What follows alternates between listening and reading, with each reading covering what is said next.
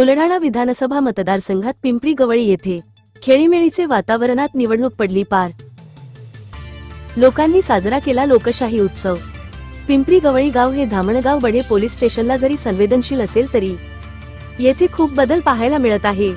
गावात 2877 मतदारापैकी 1944 मतदारांनी आपला हक्क बजावला। राजकीय क्षेत्रात विचार वेगवेगळ्या प्रकारचे असू शकतात। निवडणुकीपुरताच विचाराचा विरोध दिसत असला तरीही गावात सलोख्याने एकमेकांना आयुष्यभर गावातच राहावं लागते हे विचार समोर ठेवून या ठिकाणी सरपंच, पत्रकार, तंटामुक्ती अध्यक्ष, वेगवेगळ्या पक्षाचे कार्यकर्ते यांनी खेळीमेळीच्या वातावरणात विधानसभा निवडणूक पार पाडली।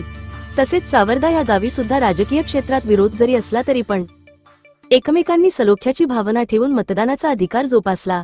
कैलास खराटे सह अनिल खराटे, बुलढाणा जिल्हा प्रतिनिधी, IB7 न्यूज। पिंपरी गवळीमध्ये आल्यानंतर आपल्याला काय वाटतंय?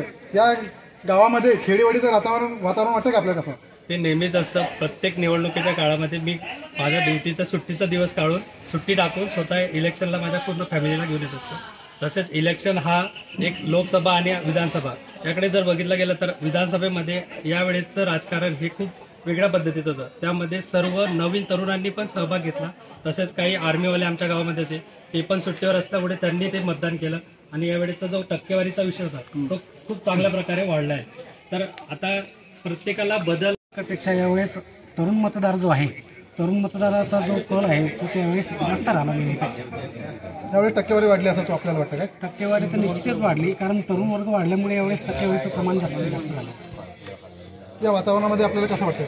प्रत्येक जाती धर्माच्या लोकांनी यावेळेस कुठलाही भेदभाव न ठेवता आणि लोकशाहीचं जे आपल्याला शस्त्र दिलेलं आहे त्याचा जास्तीत जास्त लोकांनी वापर केलेला मला आढळला। ओके, धन्यवाद।